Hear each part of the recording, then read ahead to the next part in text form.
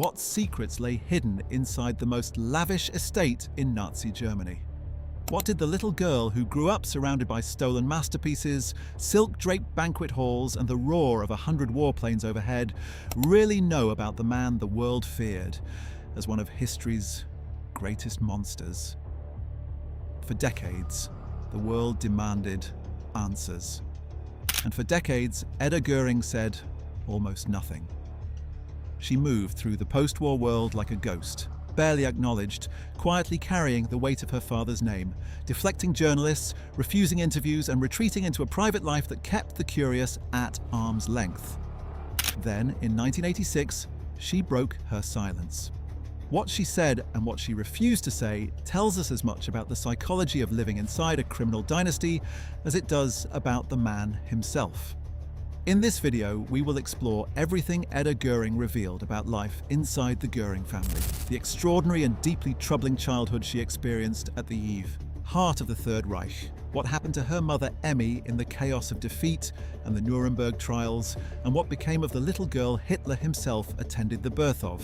So, without further ado, let us start at the very beginning, because to understand Edda, you must first understand the remarkable and deeply disturbing story of the man who shaped her entire world. Hermann Wilhelm Göring was born on January 12, 1893 in Rosenheim, Bavaria, the fourth child of Heinrich Ernst Göring and Franziska Tiefenbrunn. His father had served as the first Governor-General of German Southwest Africa, a position of imperial grandeur that instilled in young Hermann a deeply ingrained sense of personal entitlement and a conviction that he was destined for greatness. His childhood was peripatetic and unsettled in ways that left lasting marks on his personality. Shortly after his birth, his parents left him and his siblings in the care of a family friend, Ritter Hermann von Eppenstein, a wealthy half-Jewish physician, while they travelled to Haiti. Hermann and his siblings would not be reunited with their parents for nearly 3 years.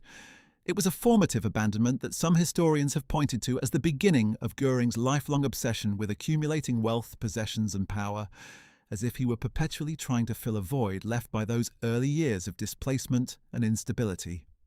Von Eppenstein was a significant figure in young Hermann's life, providing the family with 2 magnificent castles to live in, Burgfeldenstein in Bavaria and Mautendorf Castle in Austria.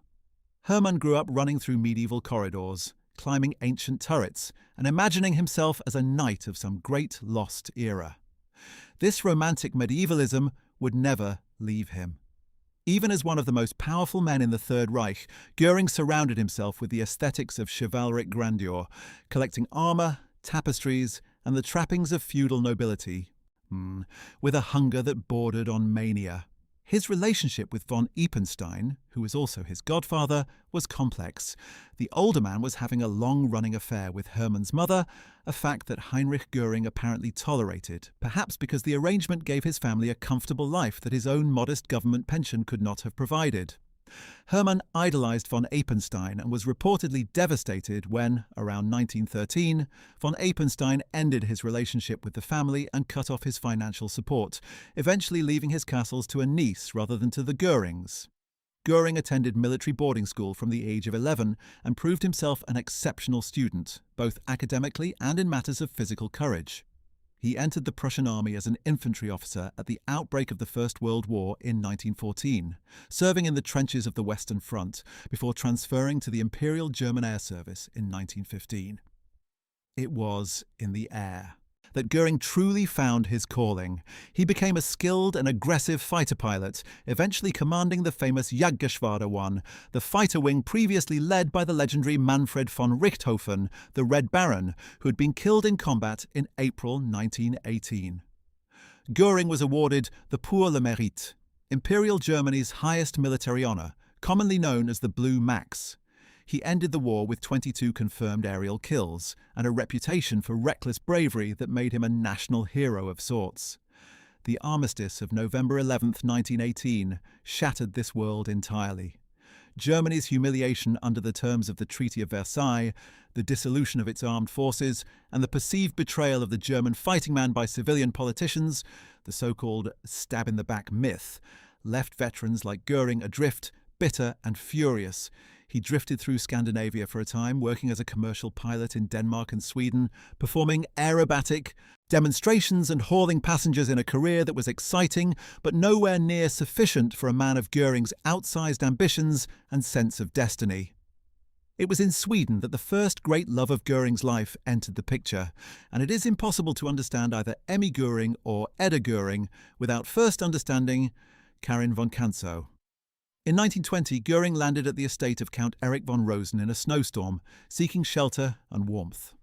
It was there that he met the Count's sister-in-law, Baroness Karin von Kantzow, a married Swedish aristocrat with one son, Thomas.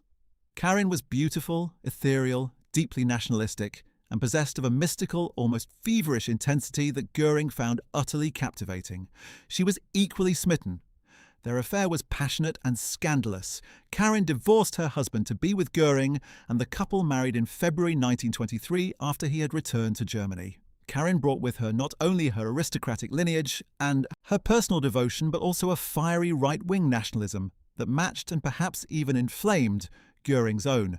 She accompanied him to Munich, where he had become deeply enmeshed in the nascent National Socialist movement, attending rallies, befriending Hitler, and throwing himself into the violent, chaotic politics of the early Weimar Republic. Göring participated in the catastrophic beer hall putsch of November 9, 1923, in which Hitler attempted a coup against the Bavarian government. When the putsch was suppressed by police gunfire in the Odeonsplatz, Göring was shot in the groin. He and Karin fled Germany, eventually making their way to Austria and then to Italy and Sweden, where Göring spent several years in semi-exile, struggling with the chronic pain of his wound and developing a dangerous dependency on the morphine prescribed to manage it. This addiction would haunt him for the rest of his life, even after he claimed to have overcome it during an enforced cure in the late 1920s. The couple returned to Germany in 1927 after a general amnesty allowed Göring to do so.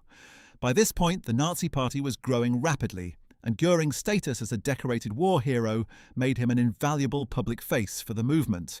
He was elected to the Reichstag in 1928 as a Nazi deputy and rose with astonishing speed as the party's fortunes improved. By 1932, he was president of the Reichstag. When Hitler became chancellor on January 30, 1933, Göring was one of only 3 Nazis in the initial cabinet, and he immediately set about building an independent power base that would make him the second most powerful man in Germany for much of the following decade. He founded the Gestapo, the secret political police, before transferring control of it to Himmler. He created the Luftwaffe, the German Air Force, from scratch, building it into what he promised would be an invincible weapon of aerial warfare. He accumulated titles, offices, and honours with the same insatiable appetite with which he accumulated art and treasure. By the mid-1930s, he was simultaneously Reichsmaster of the Hunt, Reichsmaster of the Forests, plenipotentiary for the 4-year plan, Commander-in-Chief of the Luftwaffe, President of the Reichstag, Prime Minister of Prussia, and a dozen other things besides. But Karin did not live to see any of this. She had been ill for years, suffering from tuberculosis and a heart condition that the hardships of exile had done nothing to improve. She died on October 17, 1931, in her native Sweden, with Göring at her bedside, a death that devastated him. His grief was genuine and profound. He had Karin's body brought back to Germany and buried with enormous ceremony at his newly constructed estate, northeast of Berlin, in the forests of the Schorfheide. He named the estate Karin Hall in her honour.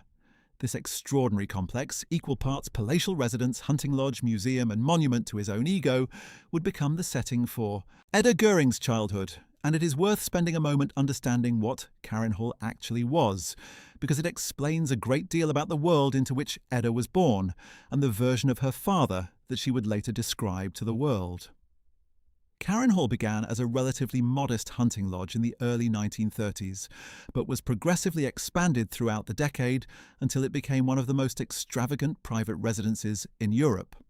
The estate eventually covered some 100,000 acres of woodland and lake.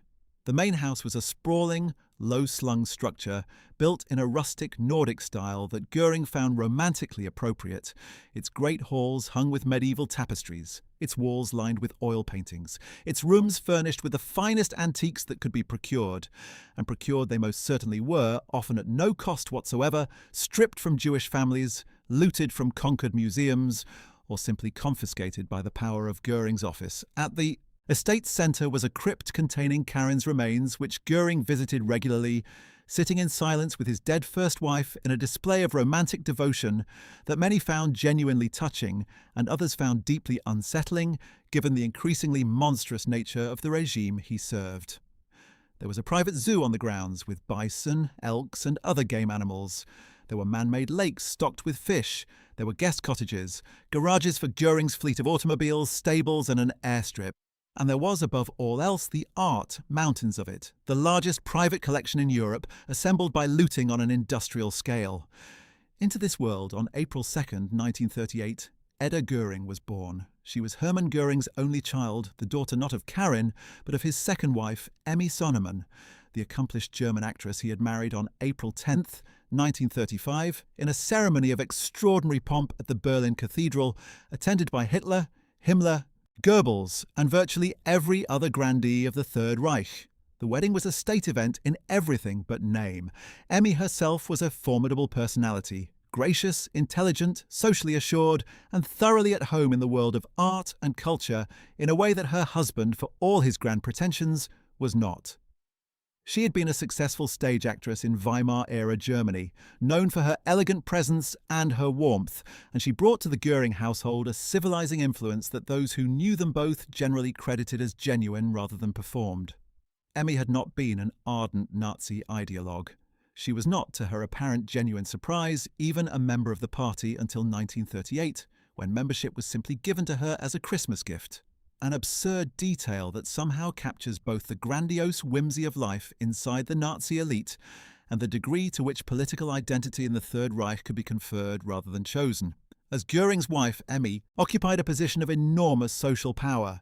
She styled herself as the First Lady of the Third Reich, a designation that put her in direct and bitter rivalry with Eva Braun, Hitler's companion, whom Emmy openly regarded as unworthy of the position and refused to treat with the deference Braun apparently expected. This rivalry was not without consequences. Hitler reportedly instructed Göring to have Emmy treat Eva with more respect, and Emmy was pointedly excluded from invitations to the Berghof, Hitler's Bavarian mountain retreat, as a result of her snobbery toward Braun. The domestic politics of the Nazi inner circle were, in their way, as complicated and treacherous as the geopolitical kind. The birth of Edda was marked with characteristic Göring excess. Hermann, who had reportedly been devastated when an earlier pregnancy had ended in miscarriage, was overwhelmed with joy at the arrival of a daughter. According to Emmy's later accounts and historical records, Göring arranged for 500 Luftwaffe aircraft to fly in formation over Berlin in celebration of his daughter's birth. He is reported to have declared that he would have doubled the number had Edda been a boy, a remark that reveals in its offhanded way both the performative megalomania of the man and the genuine tenderness he felt for his child. Hitler himself served as Edda's godfather, attending the birth and taking a personal interest in the child, a fact that Edda would later have to live with as both the source of the most extraordinary childhood privileges and as an indelible mark of association with one of history's greatest criminals. From the earliest days of her life, Edda was surrounded by a world of almost incomprehensible luxury. Harrenhal was already by 1938 one of the most lavishly furnished private residences on the continent. The art collection alone was staggering in its scope and its provenance, which was, when examined honestly, almost entirely criminal. Göring had been among the most voracious and systematic plunderers of occupied Europe, using the machinery of the Nazi state to strip Jewish families, conquered museums, and private galleries of their treasures and redirect them to his own walls. The collection included works by Vermeer, Rubens, Cranach, Van Dyck, Rembrandt, and hundreds of others, works that had been confiscated, extorted, bought for a fraction of their value under duress, or simply taken at gunpoint. Edda would later recall the paintings as simply part of the landscape of her childhood, images so familiar they became unremarkable, as ordinary to her as wallpaper. Among the most notable works she later discussed was a painting by Lucas Cranach the Elder, a Madonna and Child that had been given to her personally as a gift. The idea of a toddler being the designated owner of a priceless Renaissance masterpiece, serving as a kind of perfect emblem of the surreal world in which she was raised. This painting would later become the subject of prolonged and painful legal proceedings. Life at Carrinhall in the late 1930s and earliest years of the war was, from Edda's perspective, idyllic in the way that only very early childhood, insulated from wider events, can be. There were animals on the estate, great open forest to play in, enormous rooms to explore, servants who attended to every need, and above all there was her father, who adored her with what all accounts suggest was a completely genuine and unconditional love. Göring, for all his vices, his vanity, his cruelty, his greed, his complicity in crimes of world-historic proportions, appears to have been, within the walls of Carrinhall, a devoted and indulgent father. He invented games with Edda, played with her, carried her on his shoulders, and displayed toward her a warmth and gentleness that stood in stark and troubling contrast to his public persona and his actual record. Emmy later wrote in her memoirs that Hermann's happiness when with Edda was the most complete and uncomplicated joy she ever saw him experience, a happiness untouched by the anxieties of power, the rivalries of the court, or the terrible realities of what was being done in Germany's name beyond the walls of their estate. The family's life was not without its shadow even in those early years. By 1940, Germany was at war across most of Europe, and the demands on Göring's time were extraordinary. As Commander-in-Chief of the Luftwaffe, he had direct responsibility for the air campaigns over Poland, France, Britain and the Soviet Union. His promise that the Luftwaffe would prevent Allied bombing of German cities, a promise spectacularly broken as the war turned, was one he made directly to Hitler and by extension to the German people. The failure of the Luftwaffe during the Battle of Britain in 1940, when the RAF held and then defeated Göring's aircraft over England in one of the most consequential aerial campaigns in history, was a turning point that damaged his standing with Hitler irreparably. Göring had boasted that his planes would bring Britain to its knees in weeks. Instead, after months of bitter fighting and mounting losses, the Luftwaffe had failed to achieve air superiority, and Hitler had been forced to indefinitely postpone Operation Sea Lion, the planned invasion of Britain. Göring's reputation, which had been at its zenith in 1940 when he oversaw the German conquest of France in just 6 weeks, began the long descent that would continue until the very end of the war. Yet for the small child at Carrinhall, these strategic failures registered not at all. What registered was the presence or absence of her father, and Göring, even at the height of his military responsibilities, made conspicuous efforts to maintain his presence in Edda's life. He telephoned from the field, sent gifts, and when he was home, which was more often than his official duties perhaps strictly required, since Göring was notorious among his own officers for his reluctance to spend time at the front and his preference for the comforts of his estate. He threw himself into the role of father with evident delight. He had elaborate model train sets built for her, commissioned toys and books in her name, and structured his rare days of leisure around activities that included her. The picture that emerges from Emmy's memoirs, and from the recollections of those who knew the family during these years, is of a man who had found in his daughter something that the pursuit of power and the accumulation of treasure had never quite provided, a form of love that demanded nothing in return except itself. It is a picture that is deeply uncomfortable to contemplate, not because it is implausible, but because it is entirely plausible, and because it forces a confrontation with the fact that even the most monstrous historical figures are also, in some contexts, recognizably human. By 1942 and 1943, the war was turning decisively against Germany, and the comfortable world of Carrinhall was beginning to feel the pressure. Allied bombing raids were striking German cities with increasing frequency and ferocity. Göring's promises about the Luftwaffe's ability to protect the homeland were being exposed as empty. His relationship with Hitler, already strained by the Battle of Britain debacle, deteriorated further as each new reversal brought recriminations. The courtiers of the Nazi regime, sensing Göring's declining favour, began to manoeuvre around him, and he found himself increasingly isolated, retreating ever further into the comforts of Carrinhall, his art collection, his hunting, and his family, while subordinates and rivals handled the day-to-day business that had once been his domain. His drug use, which he had never entirely conquered, reportedly intensified during these years, and those who saw him regularly noted that his famous obesity had become even more pronounced and that his moods were increasingly unpredictable. Emmy and Edda spent much of this period at Karen Hall or at the family's other properties, shielded as much as possible from the deteriorating conditions elsewhere in Germany. Emmy was an attentive and loving mother, and her relationship with Edda, the mother and daughter who would share the upheavals of the post-war years together, was close and mutually protective in ways that would matter enormously in the years ahead. She was also, it seems, genuinely devoted to her husband despite everything, or at least to the version of her husband that she chose to see. Emmy's memoirs, published after the war, paint a portrait of a man who was fundamentally decent within his domestic sphere, a warm and loving husband and father, misled perhaps, flawed certainly, but not, in her telling, the monster the trial record made him out to be. This was, of course, a version of events shaped by love, grief and self-protection in roughly equal measure, and historians have treated it accordingly. But it was also the version of events that Emmy communicated to her daughter, and understanding this is essential to understanding Edda's subsequent silence and the carefully measured nature of the revelations she eventually made. As 1944 wore on, the situation became impossible to ignore even within the gilded walls of Karen Hall. Allied forces had landed in Normandy in June and were advancing across France.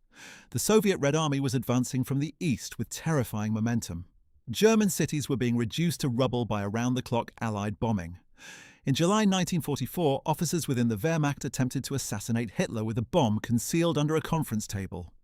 The plot failed, leaving Hitler shaken but alive, and the reprisals were savage. In this atmosphere of defeat, fear, and violent recrimination, the Göring family's world was contracting rapidly.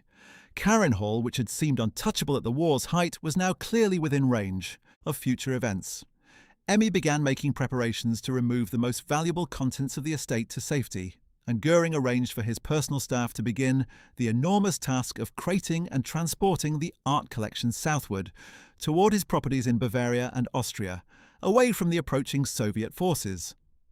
It was during this period, in the late summer and autumn of 1944, that Edda experienced some of the most vivid and confusing episodes of her childhood, the systematic dismantling of the world she had always known. The great paintings came down from the walls, the tapestries were rolled and packed.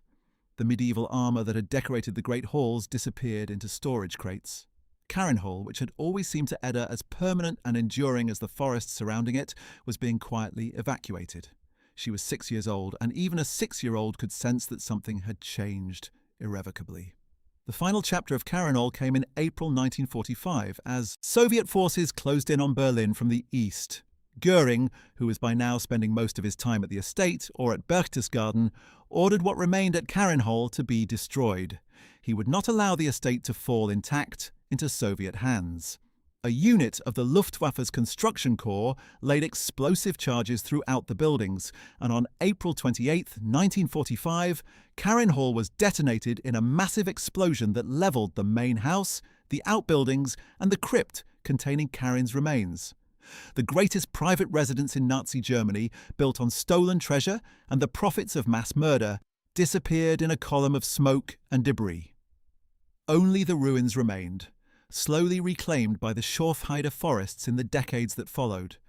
Edda was 7 years old when this happened, and whatever she understood of the event, she understood that her childhood home was gone. Before examining what happened next, it is worth pausing to consider the significance of Karen Hall as a physical and symbolic space, because it was, in a very real sense, the primary character of Edda Göring's childhood, more present and more formative in some respects than even the people who inhabited it. Constructed on the shores of Grossdelner Lake in the Schorfheide forest northeast of Berlin, Karen Hall occupied a landscape of exceptional natural beauty. Dense mixed forest, clear lakes, rolling open fields interspersed with ancient stands of oak and pine. Göring had chosen the location with care, partly for its hunting potential. The Schorfheide was one of Germany's finest game preserves, and partly for its aesthetic qualities, which corresponded to his deeply romantic sense of the German landscape, as a mythological space in which the spirit of the ancient Germanic world could still be felt. He was not alone in this. The Nazi movement had a complicated and deeply ideological relationship with the German forest as a cultural symbol, invoking it in the language of blood and soil politics as a physical expression of the authentic German national character. But Göring's attachment to the Schorfheide was also, as far as one can tell, genuinely personal. He loved hunting with a passion that went beyond political symbolism, and the forests around Karinhall provided him with the game animals that this passion required. The estate's physical expansion over the course of the 1930s was staggering in its ambition and its speed. What began in 1933 as a relatively modest hunting lodge was transformed by 1938, just in time for Edda's birth, into a sprawling complex that included the main residential building, numerous outbuildings, a guest house, a private theatre, a bowling alley, a swimming pool, a model railway system of considerable scale. Göring's lifelong love of trains, which many found charming and others found infantile, resulted in an elaborate model railway installation that wound through dedicated rooms and that he operated himself with evident delight, and a private air raid shelter of substantial construction. The grounds included a formal garden, several smaller lakes, an animal park where Göring kept bison and other large game under the auspices of his role as Reichmaster of the hunt, stables for his horses, and garages for his fleet of automobiles, which was considerable. The estate employed hundreds of people: groundskeepers, gamekeepers, domestic servants, cooks, gardeners, stable hands, security personnel, and the various administrative staff needed to manage an operation of this scale. It was, in effect, a small private town organised entirely around the comfort and whims of one man and his family. The art collection that decorated the residential buildings grew continuously throughout the late 1930s and the war years, fed by the systematic machinery of Nazi looting that Göring had put in place almost from the beginning of the regime. He had established, early in the occupation of France in 1940, a unit known as the Einsatzstab Reichsleiter Rosenberg, or ERR, nominally under the ideological supervision of party philosopher Alfred Rosenberg, but in practice heavily directed towards serving Göring's personal collecting ambitions. The ERR operated throughout occupied Western Europe, confiscating art from Jewish collections, museums, and private galleries with bureaucratic thoroughness. Göring visited Paris repeatedly during the occupation, specifically to select works for Karinhall, holding private viewings in the confiscated Jeu de Paume Museum in the Tuileries Gardens, where the ERR stored its confiscations before distribution. He took the pick of everything, sometimes hundreds of works from a single collection, and had them shipped to Germany to join the existing treasures at his estate. By the war's end, his collection had grown to approximately 2,300 significant works of art, plus thousands of smaller pieces, making it by any measure the largest single private collection assembled in Europe in the 20th century, and one of the largest private collections ever assembled anywhere, at any time, by any person. For Edda, growing up amid this collection, the artworks were simply the furniture of her world.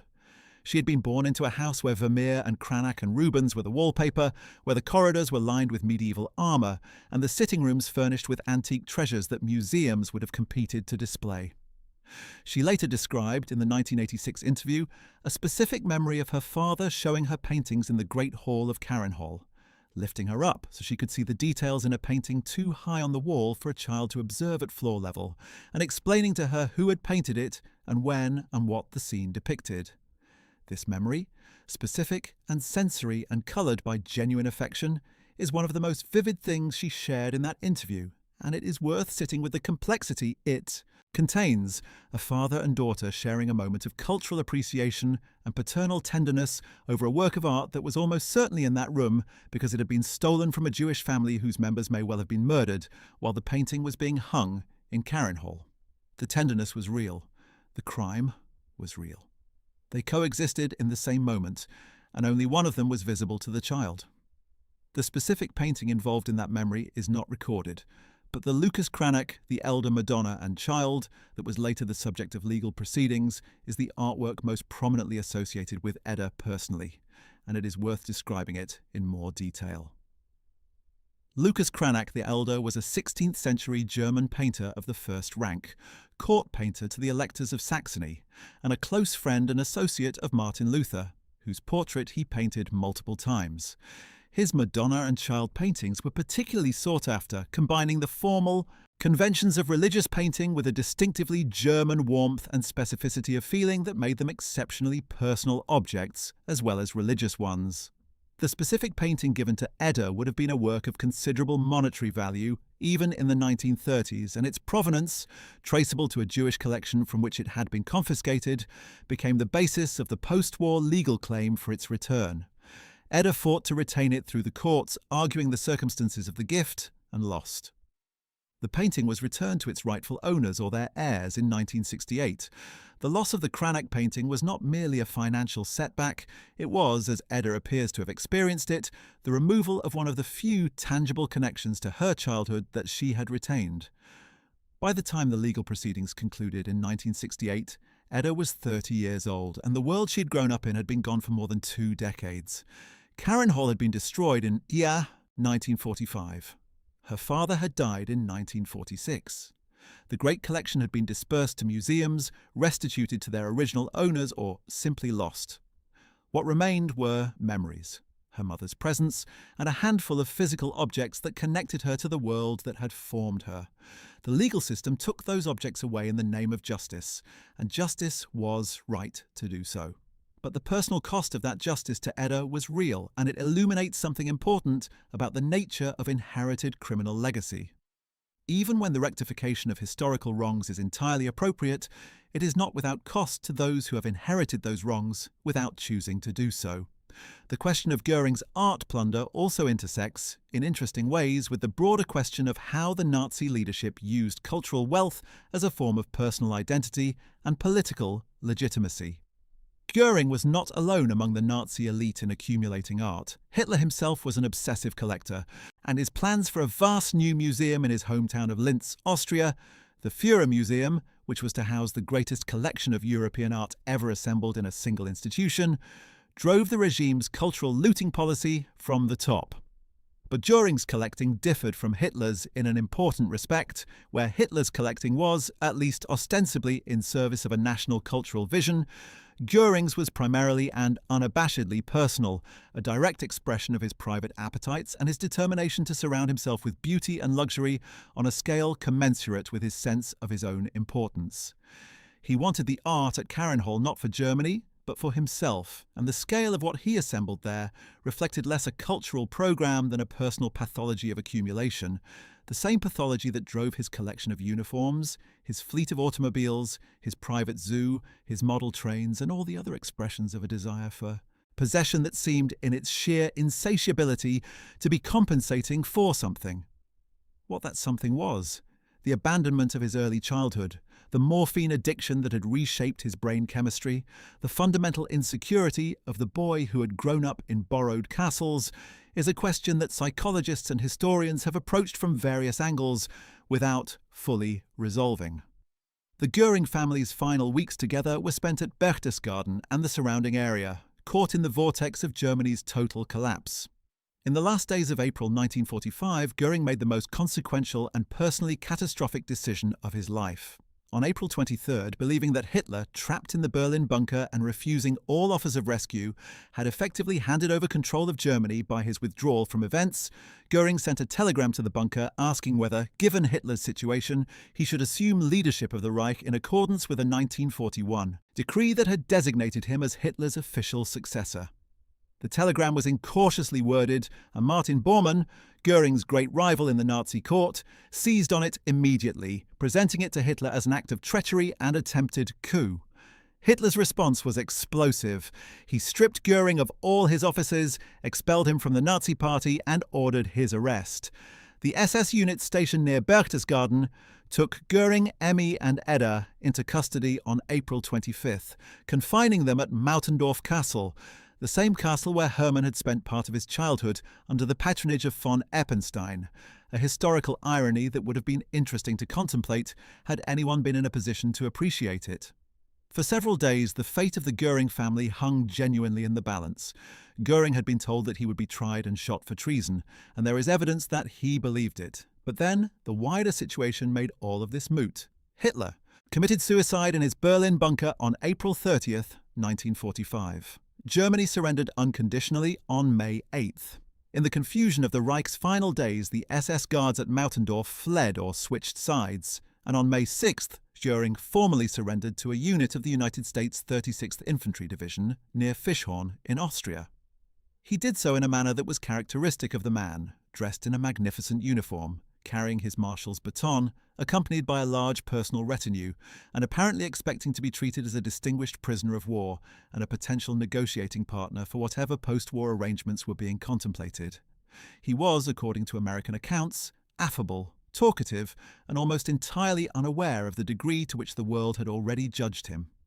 Emmy and Edda were separated from Hermann almost immediately after his surrender. Emmy was taken into American custody and detained for interrogation, while Edda was placed in American care. The question of what Emmy knew, what she had seen, and what she had actively participated in was one that the post-war authorities were understandably keen to explore. Emmy, for her part, consistently maintained the position she would hold for the rest of her life, that she had been a wife and mother, that the political and military affairs of the Nazi regime had been her husband's domain rather than hers, and that she had used her position, where she was able, to help individuals who had come to her seeking intercession. There is some evidence that she did occasionally intercede with Hermann on behalf of individuals threatened by the regime. Jewish friends, theatrical colleagues, people whom she knew personally and for whom she felt some responsibility. Whether these individual acts of mercy, in the context of her wider complicity in the regime's existence and privileges, constitute a meaningful moral distinction is a question that has no comfortable answer. The denazification court that eventually dealt with her case decided that they did not, finding her guilty of being a Nazi, sentencing her to a year's incarceration and confiscating 30% of her remaining assets. Hermann Göring, meanwhile, was transferred to the Allied prison at Mondorf-les-Bains in Luxembourg, known as Camp Aschken, where the most senior captured Nazi leaders were held pending trial. The process of preparing the case against him was extensive, and Göring, who was, whatever else one might say about him, brilliantly intelligent, engaged with it with a kind of furious mental energy that impressed even his captors and interrogators. The prison doctor, Douglas Kelly, and the psychologist Gustav Gilbert, who examined all the major Nazi defendants at Nuremberg, both wrote at length about Göring, and their accounts converge on a portrait of a man of exceptional intellectual ability and equally exceptional moral vacuity, a person who could discuss the destruction of European Jewry with the detached curiosity of a historian discussing events in ancient Rome. His IQ was tested at 138, the highest of any of the Nuremberg defendants. He was charming, manipulative, and thoroughly unrepentant, at least in private. The Nuremberg trials opened on November 20th, 1945. Göring faced 4 counts in the indictment: conspiracy to wage aggressive war, crimes against peace, war crimes, and crimes against humanity. He was, by every legal and historical measure, guilty on all counts, and the evidence presented against him was overwhelming and devastating. He had signed the orders establishing the Einsatzgruppen, the mobile death squads that followed the German army into the Soviet Union and murdered approximately 1.5 million Jewish men, women, and children in mass shootings between 1941 and 1943. He had signed the orders that established the conditions for forced labor on a massive scale. He had been centrally involved in the Kristallnacht pogrom of November 1938, chairing the meeting 3 days later at which the regime debated how to exploit the event financially by stripping Jews of insurance payments for damaged property. He had created the legal framework for the systematic economic persecution of German Jews throughout the late 1930s, and he had been the architect of the plunder of occupied Europe's cultural treasures on a scale without historical precedent. The evidence against him filled thousands of pages. What Göring did at Nuremberg that genuinely surprised many observers was fight. He had reportedly been advised by his American military lawyer, Otto Stamer, that the case against him was effectively unanswerable and that his best strategy was to throw himself on the mercy of the tribunal, express remorse, and hope for leniency. Göring refused this advice entirely. Instead, he mounted what amounted to a one-man defense of National Socialism and the German war effort, not excusing the atrocities exactly, but questioning the legal basis of the trial, challenging the jurisdiction of an international tribunal established by the victorious powers, and arguing that the same standards being applied to Germany's conduct would, if applied consistently, condemn many of the acts of the Allied powers as well. The famous exchange between Göring and American prosecutor Robert Jackson during cross-examination became one of the most widely discussed moments of the entire trial. Jackson, who was generally considered the better prepared and more skilled advocate, repeatedly found himself outmaneuvered by Göring's quick intelligence and his refusal to be rattled or pinned down. The presiding judges eventually had to curtail Göring's responses to direct questions because he was treating the courtroom as a platform for extended monologues on German history. He was convicted on all 4 counts on October 1st, 1946, and sentenced to death by hanging. The sentencing was announced in open court, with Göring maintaining the composed, almost theatrical dignity that had characterized his behavior throughout the proceedings. He reportedly showed no visible emotion, but in his cell he immediately set about finding a way to deny the court the satisfaction of executing him on its terms.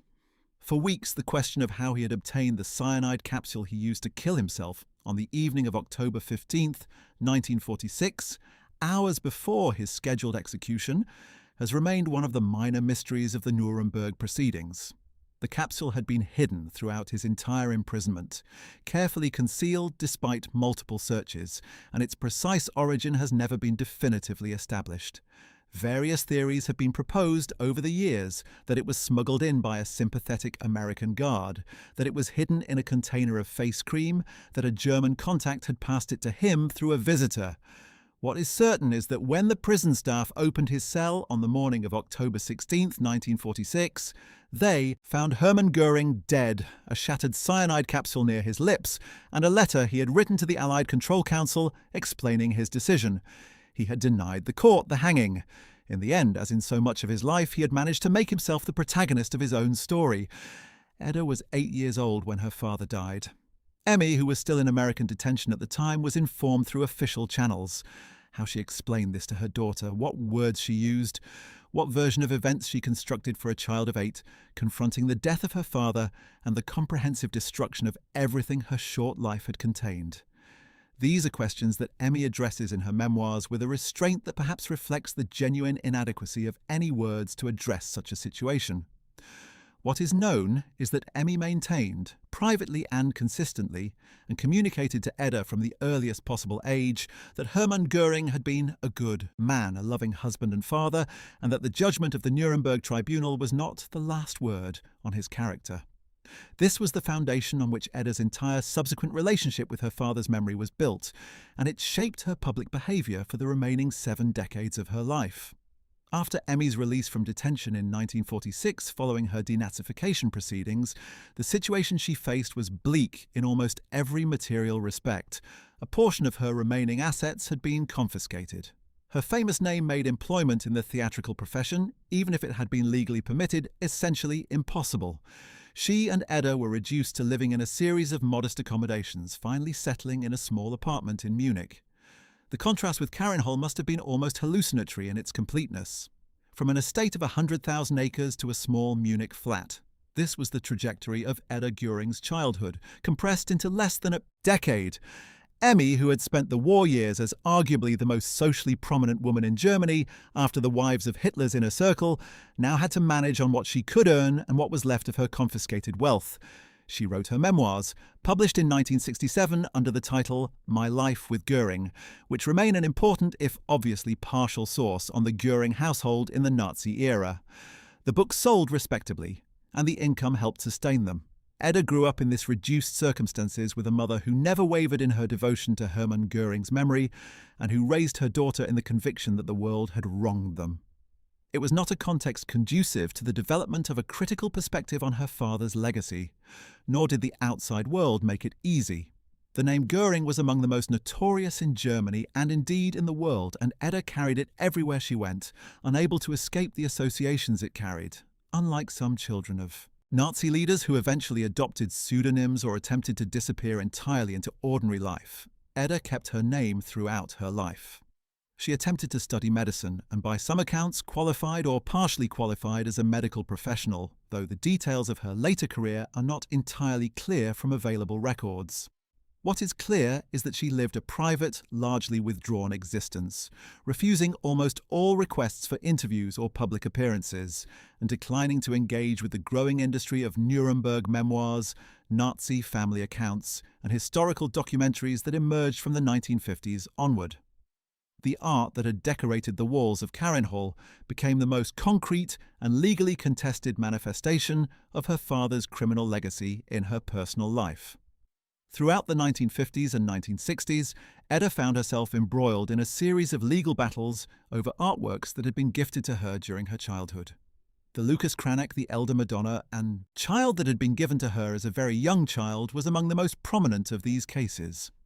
The legal question was straightforward in principle and nightmarishly complex in practice. Artworks that had been looted from Jewish owners by the Nazi regime, including by Hermann Göring personally, could not be legally owned by those who had received them as gifts from the regime, regardless of the circumstances under which the gift was made or the innocence of the recipient. Edda's lawyers argued that she had received these works as genuine personal gifts, that she had no knowledge of or involvement in their criminal acquisition, and that she should not be held legally responsible for her father's actions. The courts, almost universally, disagreed.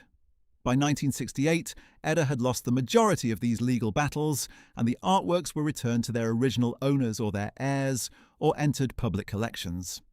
The financial and psychological toll of these proceedings was significant. What did Edda think of all this?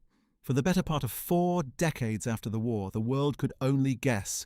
She gave no interviews, made no public statements, declined all approaches from journalists and documentary makers. She attended no commemorations, participated in no public discourse about the Nazi period, and maintained a silence so complete that it became, in its own way, a statement. Some interpreted it as shame. Others saw it as defiance.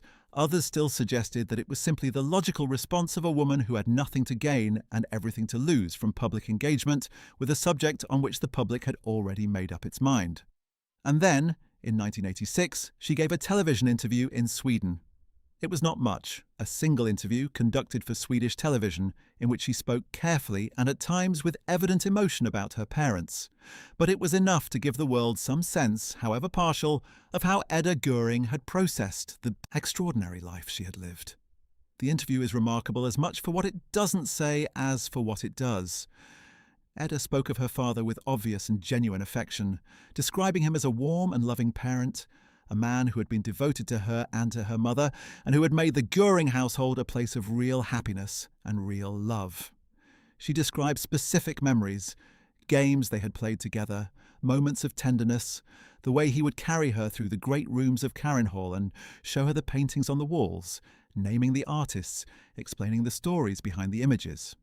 These recollections had the quality of real memory rather than constructed mythology, the specific, sensory kind of detail that cannot simply be invented from photographs or second-hand accounts. She spoke of her mother with even more warmth, describing Emmy as the anchor of the family, the source of its emotional stability, and the person who had given her, in the difficult post-war years, the strength to build a life from the ruins of their former existence. What she did not say, or said only in the most carefully mediated way, was anything that engaged directly with the crimes of her father's regime. She acknowledged that she was aware of what had been established at Nuremberg.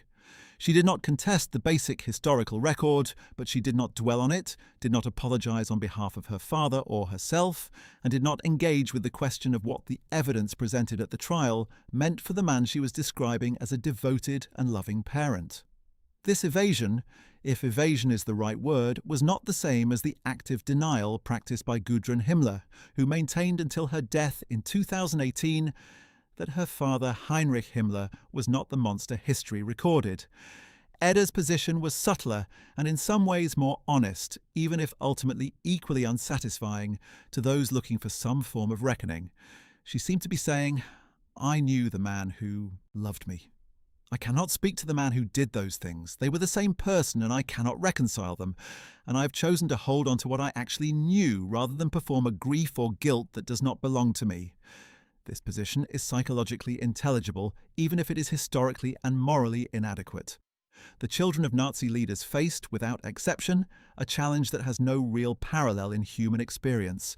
How do you live with the fact that the parent who loved you was also responsible for crimes of world historic magnitude? There is no therapeutic framework designed for this situation, no cultural template for how to behave, no precedent for the kind of public accountability that the world seemed to expect from people who had been, when the crimes in question were committed, very young children. The responses varied enormously. Nicholas Frank, the son of Hans Frank, the Governor-General of occupied Poland who was executed at Nuremberg, chose a path of radical public denunciation, writing extensively and with savage honesty about his father's crimes and his own complicated feelings about them. He appeared at Holocaust commemorations, spoke at schools and universities, and became perhaps the most prominent example of what German historians sometimes call Vergangenheitsbewältigung, coming to terms with the past, among the children of perpetrators. Martin Bormann Jr., son of Hitler's personal secretary, converted to Catholicism and became a priest, dedicating his life to service as a form of penance for his father's sins. Wolf Hess, son of Rudolf Hess, did the opposite, spending decades campaigning for his father's reputation and insisting that Hess had been unjustly imprisoned.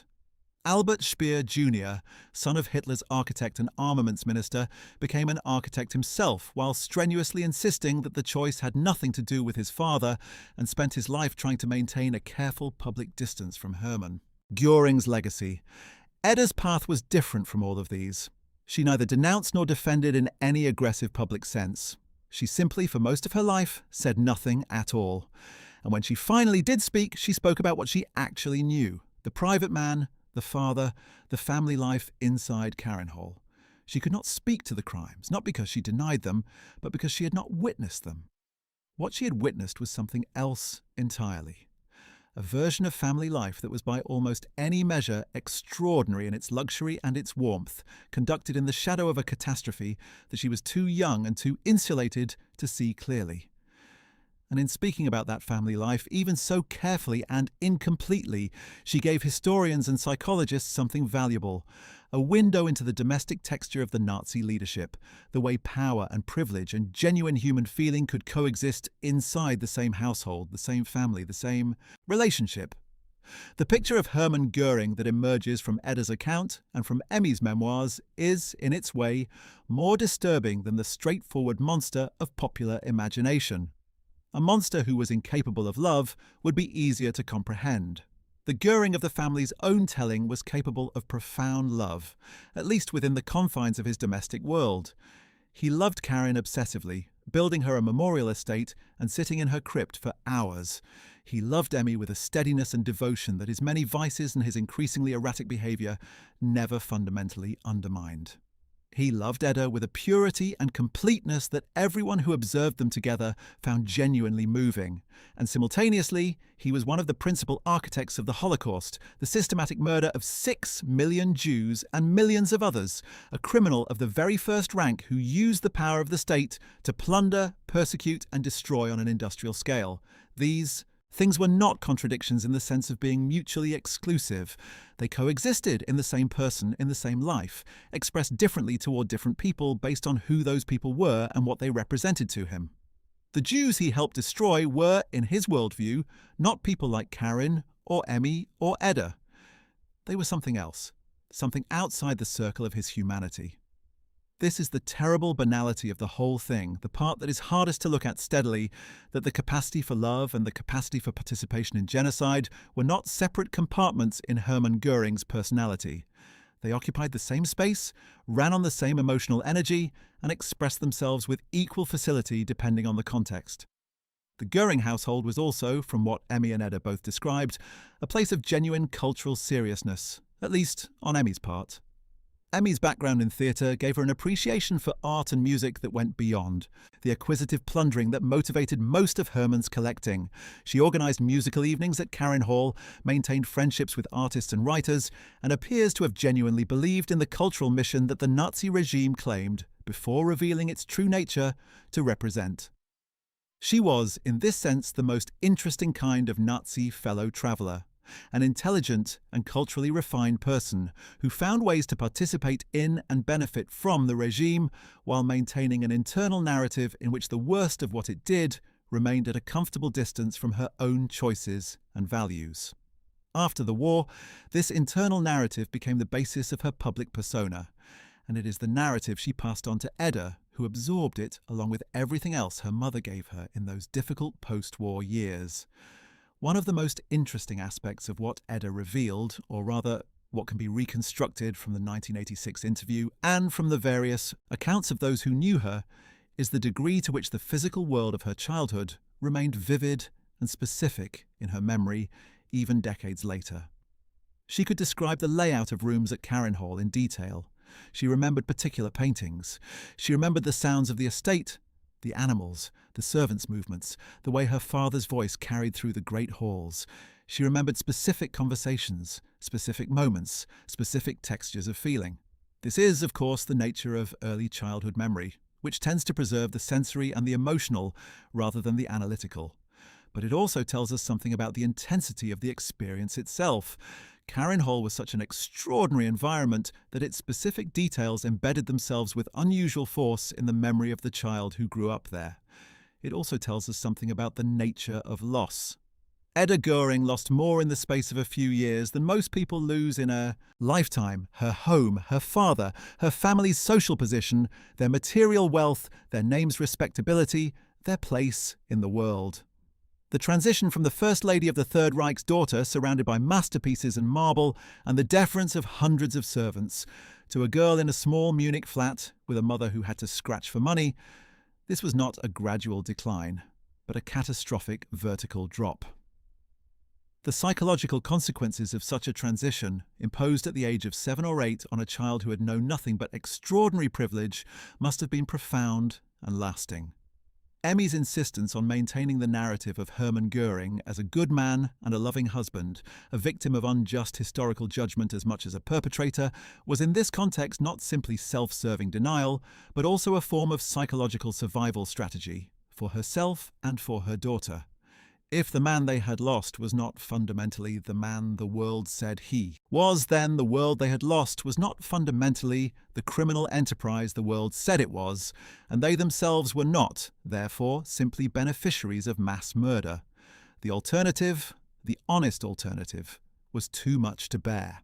This is, as the psychologist and Holocaust scholar Dan Baron documented in his work with the children of perpetrators, a common pattern among the families of senior Nazi officials.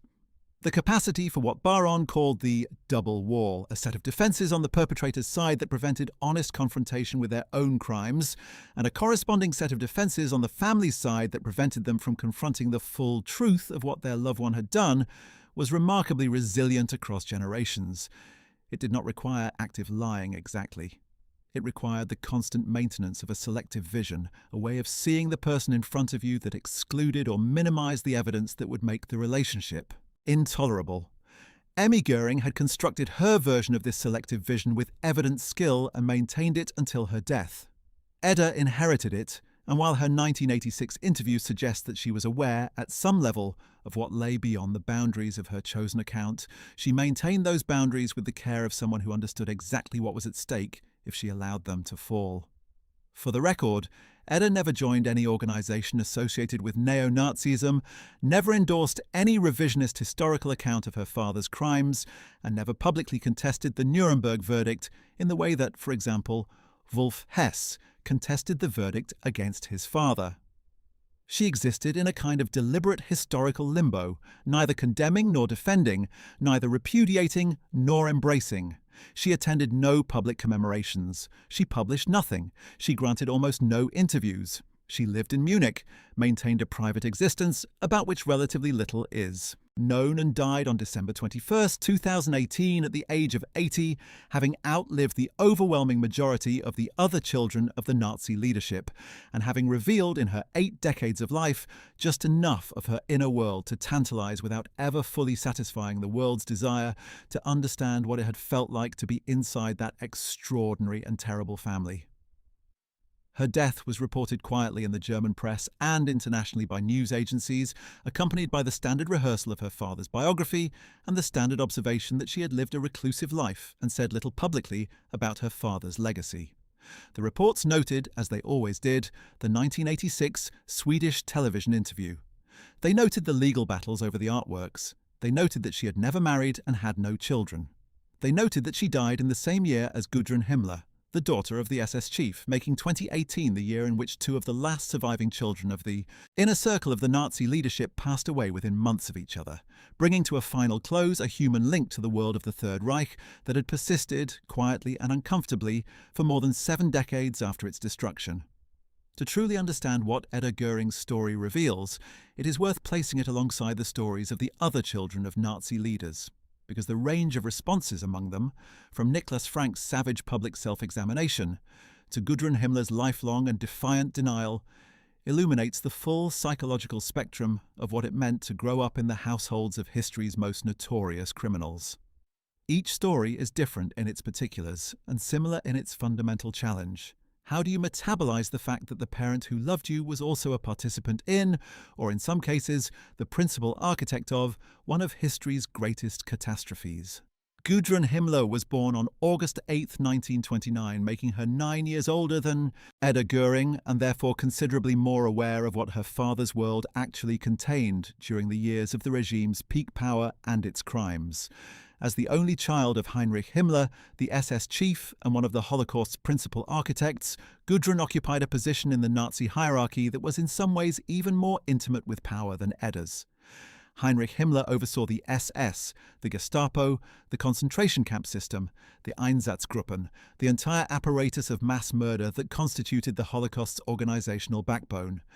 He was not merely a bystander who happened to hold high office while others did the actual killing.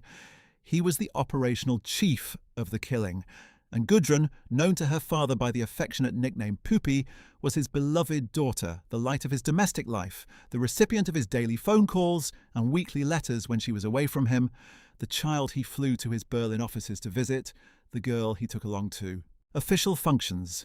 Himmler maintained close and warm contact with Gudrun throughout her childhood, making extraordinary efforts to be present in her life, even as he was simultaneously directing one of the most comprehensive programs of mass murder in human history. Like Göring with Edda, Himmler with Gudrun presents the same terrible paradox: genuine paternal love coexisting with genuine participation in genocide. Gudrun's response to this paradox was, however, dramatically different from Edda's. Where Edda retreated into silence, Gudrun advanced into active advocacy. She contested, publicly and persistently, the accepted account of her father's death, rejecting the widely documented fact that he bit into a cyanide capsule concealed in his tooth after being captured by British forces on May 21, 1945, and insisting instead that he had been assassinated. She became an active member of Stille Hilfe, or Silent Aid, a clandestine organization that provided practical support to convicted SS members, fugitive war criminals, and their families, functioning as a kind of welfare organization for the perpetrators and an implicit denial of the legitimacy of the justice administered at Nuremberg. Her involvement with Stille Hilfe was not casual or peripheral. She was deeply engaged with its work for decades, a commitment that amounted to a lifelong declaration that the men prosecuted and punished for Nazi crimes were victims of injustice rather than authors of atrocity. Gudrun Himmler's unrepentant defense of her father's legacy stood in sharp contrast not only to Edda Göring's silence, but also to the paths chosen by several other children of the Nazi leadership who found ways, some more complete than others, to break with their parents' world. Perhaps the most remarkable of these was Martin Bormann Jr., born on April 14, 1930, as the eldest son of Martin Bormann, the Nazi Party's secretary and one of Hitler's closest personal associates. Martin Bormann Sr. was in many respects the most organizationally powerful figure in the late Nazi state, controlling access to Hitler and managing the party apparatus with a skill and ruthlessness that made him feared even by his fellow grandees. He disappeared in the chaos of Berlin's fall in May 1945, his fate unknown for decades until DNA analysis in 1998 confirmed that skeletal remains found near the Lehrter Stadtbahnhof in Berlin were his, establishing that he had been killed in the final battle for the city.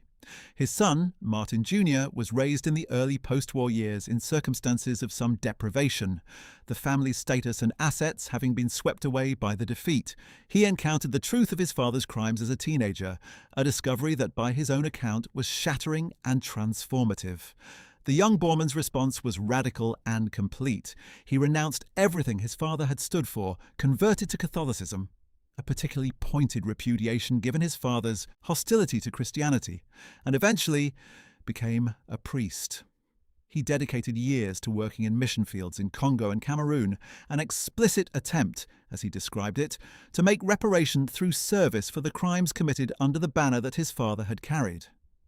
It was an act of remarkable moral seriousness, and it placed Martin Bormann Jr. in a small and distinguished company of perpetrators' children, who found ways to transform the weight of their inheritance into something active and redemptive, rather than something to be hidden, denied, or simply endured. His later years were complicated by allegations of abuse against students he had worked with in the 1960s, allegations that were investigated by the independent Klasnik Commission examining abuse within the Catholic Church in Austria, which awarded compensation to at least one accuser. By the time these allegations surfaced, Bormann was suffering from dementia and could neither confirm nor address them. The full truth of what he may have done remains unclear. Nicholas Frank, born in 1939 as the son of Hans Frank, the Governor-General of occupied Poland who was executed at Nuremberg in 1946, represents perhaps the most intellectually rigorous and emotionally courageous response to the challenge of perpetrator parenthood. Frank was too young to have any meaningful conscious memories of his father during the war years, but he spent his adult life in a form of determined archaeological excavation of Hans Frank's record, reading the voluminous diaries his father left behind, researching the nature and extent of his crimes in Poland, and ultimately writing about what he found in terms of searing, unsparing honesty. His book, In the Shadow of the Reich, published in the 1980s, is one of the most important documents in the literature on what Dan Bar-On called the post-Shoah generation, those born into the families of perpetrators who chose to confront rather than evade what their families had done. Frank became a prominent speaker at Holocaust commemorations and educational events, not to perform some prescribed ritual of guilt, but out of a genuine commitment to ensuring that the historical record was understood in its full dimensions, including the dimensions that involved his own family. His position that Hans Frank was a murderer whom he despised, that no paternal love, real or imagined, could serve as mitigation for the crimes involved, and that the children of perpetrators had an obligation to speak clearly about this, rather than hide behind private feeling, placed him in direct contrast with figures like Wolf Hess, the son of Rudolf Hess. Wolf Hess, born in 1937, spent most of his adult life doing the opposite of what Nicholas Frank did, defending his father's reputation, disputing the verdict against him, and campaigning for his release from Spandau prison, where Rudolf Hess was held from the end of the war until his death at the age of 93 in 1987, the last prisoner in what had become, by the 1980s, the most absurd prison in history. A facility maintaining its four-power structure for the exclusive benefit of a single elderly man. Rudolf Hess had been Deputy Führer until his bizarre solo flight to Scotland in May 1941, an apparently unauthorised mission to negotiate a separate peace with Britain that mystified everyone, including his Nazi colleagues, and resulted in his capture and imprisonment for the rest of the war, followed by his conviction at Nuremberg on conspiracy charges and his sentence of life imprisonment.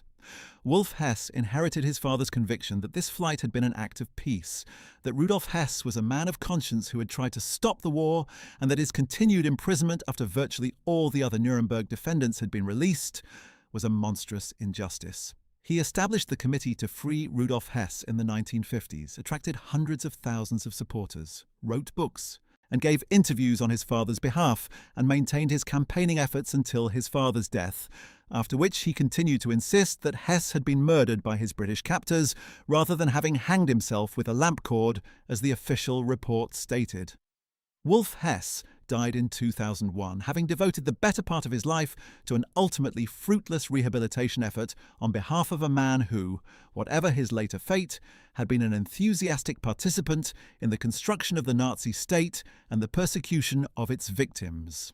Albert Speer Jr., born on July 29, 1934, faced a different set of complications. His father, Albert Speer Sr., was unique among the senior Nuremberg defendants in having acknowledged some degree of personal moral responsibility for the regime's crimes, claiming ignorance of the Holocaust specifically, while accepting responsibility for the use of forced labour in the armaments programme he directed. Whether Speer Sr.'s claim of ignorance was genuine or calculated has been debated by historians for decades. Most contemporary scholars believe it was at least partly an elaborate and successful deception designed to save his life, and that Speer almost certainly knew more about the Holocaust than he admitted. He received a 20-year prison sentence at Nuremberg, served it in Spandau alongside Hess, and was released in 1966. He spent the remainder of his life writing memoirs that presented his version of events, maintained his carefully constructed persona as the Nazi who had repented, and died in London in 1981. Albert Jr. became an architect, emphatically insisting in interviews that this had nothing to do with his father. In a widely quoted 2010 interview with Süddeutsche Zeitung, he said that he had spent his whole life trying to separate himself from his father, to create distance between his own identity and the name and legacy he had inherited. He did not, as far as the public record shows, engage in active denial of his father's crimes or in rehabilitative advocacy of the Gudrun Himmler type. But neither did he engage with the depth of self-examination that characterized Niklas Frank's approach. He occupied a middle ground that was perhaps the most common among the children of perpetrators.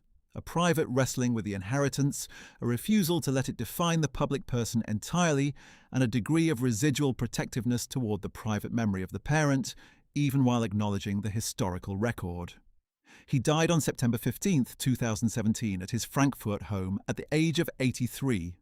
Rolf Mengele, born on March 16, 1944, as the son of Josef Mengele, the SS physician who conducted lethal medical experiments on prisoners at Auschwitz and became known as the Angel of Death, had perhaps the most specific and personal encounter with his father's crimes of any of the Nazi children. Josef Mengele fled to South America after the war, eventually settling in Brazil, and Rolf Mengele grew up in Germany without knowing his father directly, having been told that his father had been a war hero. He learned the truth in his teenage years, a revelation that was apparently devastating. But unlike Niklas Frank, who responded to a similar revelation with public engagement, Rolf Mengele chose silence and privacy. He met his father in Brazil in 1977, travelling specifically to confront him, and found a man who displayed, by Rolf's own account, no guilt whatsoever for his crimes at Auschwitz, and who attempted to rationalise what he had done on pseudo-scientific grounds that Rolf found both morally reprehensible and intellectually incoherent.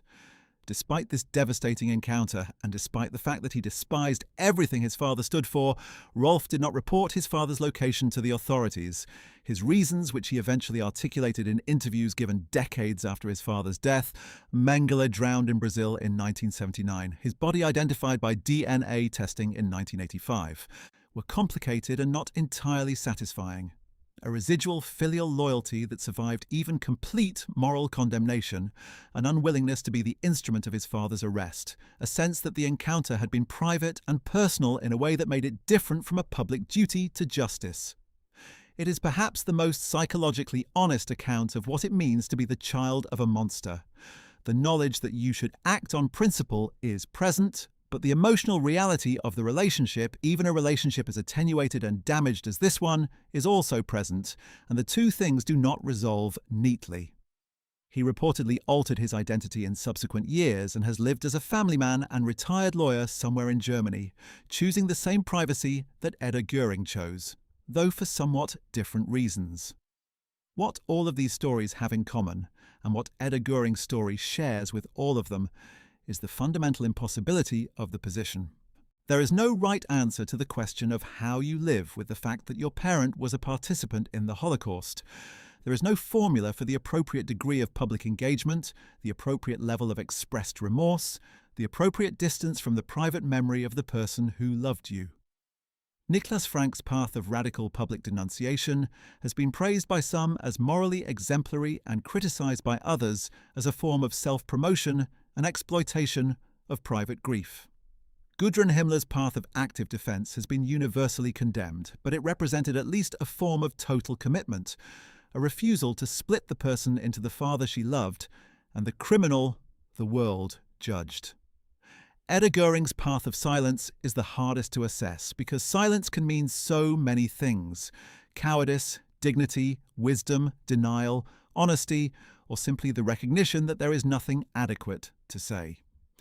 What her 1986 interview adds to this spectrum is the detail of the private experience, the specific texture of what it felt like to be inside the Göring family, to grow up at Karen Hall, to be the daughter of a man who clearly loved her and who was also clearly one of the architects of one of the worst crimes in human history. The interview was broadcast in Sweden, in a country that had had its own complicated wartime relationship with Nazi Germany. Sweden had officially been neutral, but had made significant economic and diplomatic concessions to the Reich, a history that was still being examined and contested in the 1980s. The Swedish audience's relationship to the subject was therefore not straightforwardly that of a victorious Allied power looking at a defeated enemy. It was more ambiguous, and perhaps this complexity made it a more appropriate venue for the kind of measured, non-triumphalist conversation that Edda seemed willing to have. She appeared, by all accounts, composed but clearly carrying significant emotional weight.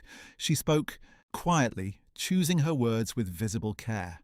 The interviewer, aware of the delicacy of the occasion, did not push too hard on the most explosive questions, and Edda did not volunteer more than she had apparently decided she was prepared to share. But within those carefully maintained parameters, she gave something genuine and specific and impossible to entirely discount as self-serving mythology. She had loved her father. Her father had loved her. Their life together at Karen Hall had been real and warm and in many ways beautiful. She had not known as a child what the world outside Karen Hall contained. She had known only what was inside the walls, and what was inside the walls was, by any ordinary measure of a child's experience, a home. She could not repudiate the home without repudiating herself, without retroactively destroying the childhood that had made her who she was. And she was not prepared to do that. She was not prepared to perform the destruction of her own past as a public act of penance for crimes that she had not committed and that she had been too young and too sheltered to understand when they were being committed. This is, as I say, psychologically intelligible even if it falls short of what historians and moralists might want from her. What it gives us as a historical document is something more valuable in a certain sense than either denunciation or defence, an account of the interior of a Nazi household as it was actually experienced by the child who grew up there. Not sanitised, not dramatised, not reduced to either the monstrous or the merely banal, but presented in all its genuine complexity. A world of extraordinary privilege and genuine warmth and completely occluded criminal reality, all coexisting in the same physical space, the same daily life, the same family relationships. It is a portrait that complicates the too easy narrative in which the Nazi leadership was composed purely of monsters who were monstrous in every context, and toward every person, and it does so not in the service of rehabilitation or exculpation, but simply in the service of accuracy. These were complex human beings who did monstrous things. The complexity does not excuse the things, but it does explain something about how such things are possible, which is perhaps the most important question history can ask about the Nazi period, and about the broader human capacity for organised evil. The world Edda Göring grew up in was also a world of extraordinary cultural richness, at least in its surface appearance. Emmy Göring's theatrical background meant that Karen Hall was, in addition to everything else, a place where music was performed and appreciated, where literature was discussed, where the arts had a genuine presence beyond mere decoration. This cultural richness was, of course, built almost entirely on stolen foundations.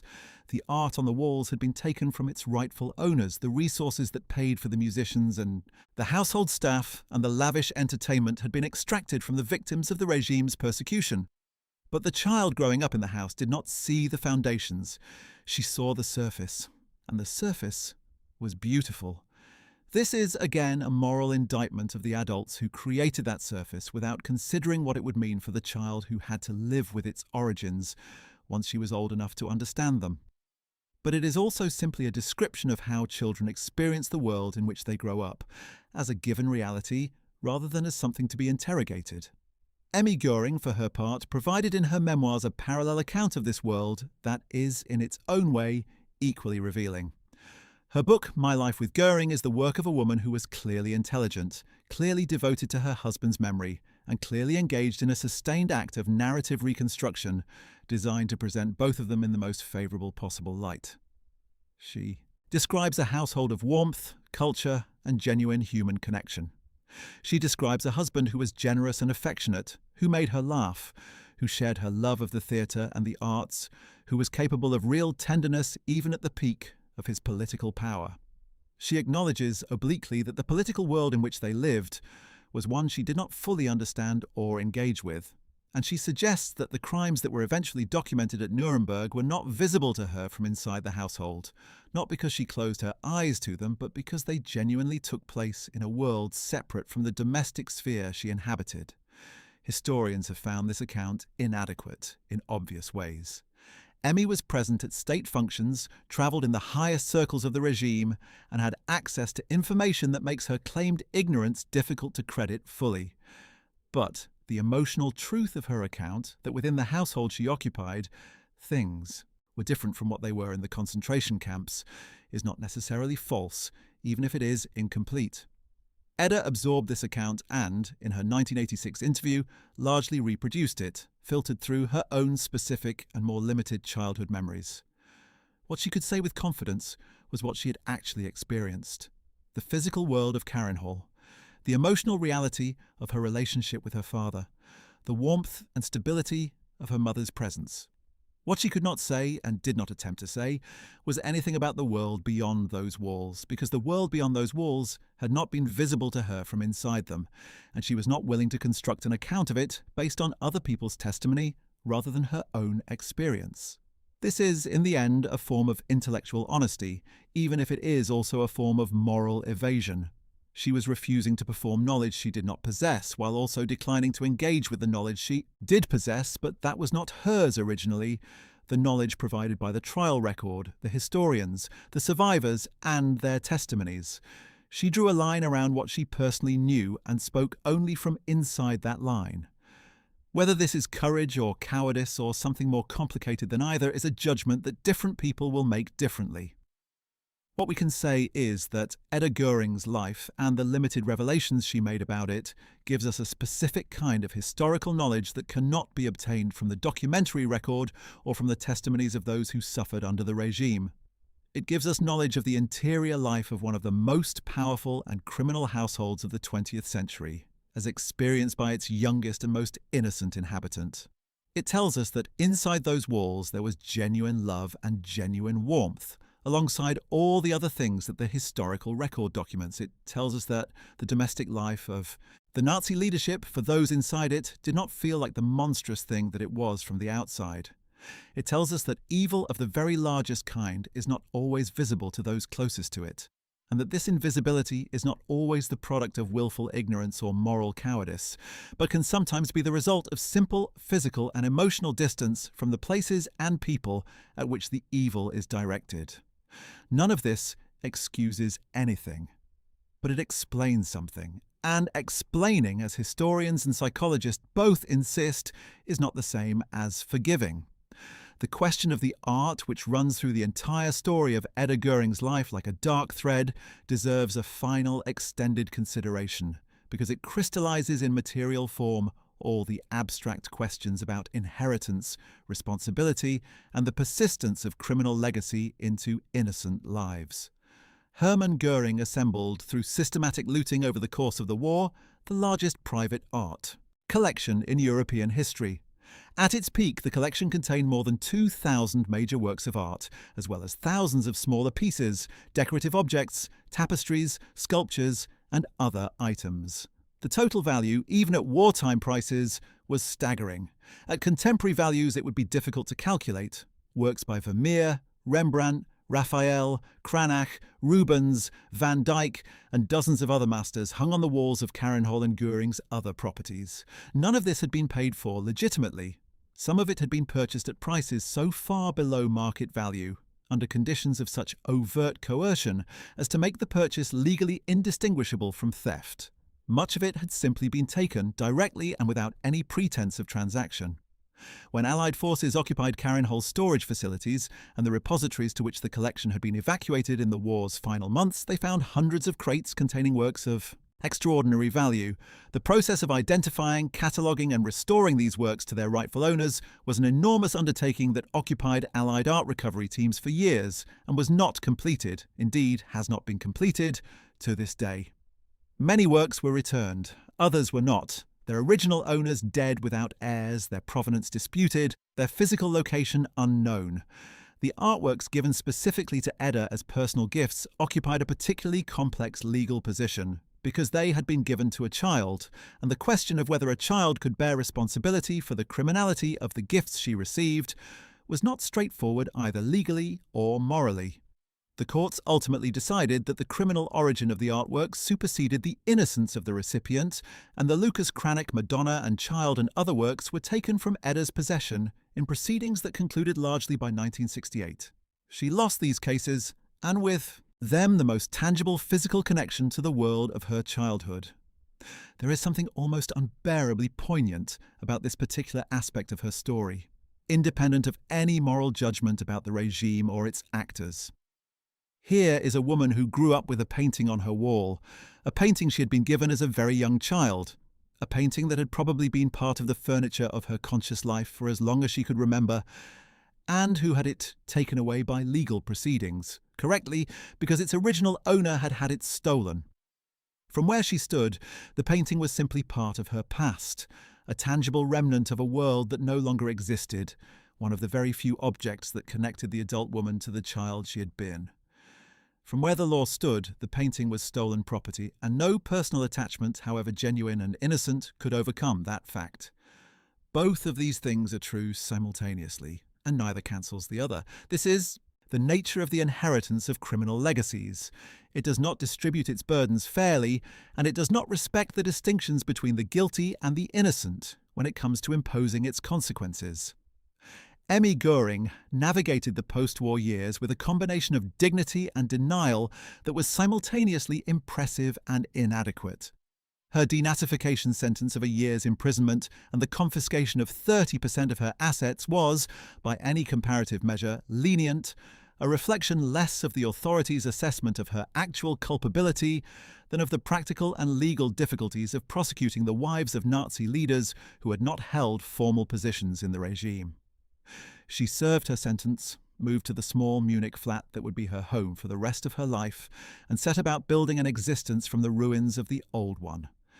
She was prohibited from returning to the stage for 5 years, which effectively ended what remained of her theatrical career. She wrote her memoirs. She maintained her private conviction that her husband had been a great man, wronged by history. She watched her daughter grow up, navigated the legal battles over the artworks together, and provided, apparently, a consistent and loving maternal presence through difficulties that might have broken a less resilient person. She died in Munich on June 8, 1973, at the age of 80, never having, by any documented account, fully acknowledged the degree of her own complicity in the regime's crimes or the full nature of the crimes themselves. The relationship between Emmy and Edda deserves more attention than it usually receives in discussions of the Göring family, because it was, by all available evidence, the central and sustaining relationship of Edda's life. Where Edda's relationship with her father was defined by intensity, privilege, and dramatic rupture, the adored daughter of the regime's second man, who died when she was 8 and left, her to navigate the wreckage of his legacy. Her relationship with her mother was defined by continuity, shared experience, and mutual support through decades of diminished circumstances. Emmy was the person who explained the world to Edda, who constructed the narrative that Edda carried forward, who modelled the response of dignified withdrawal that Edda would maintain throughout her own adult life. In this sense, Emmy's influence on Edda was probably more decisive and more lasting than Hermann's, even though it was Hermann's name and Hermann's crimes that defined Edda's public identity for the rest of her life.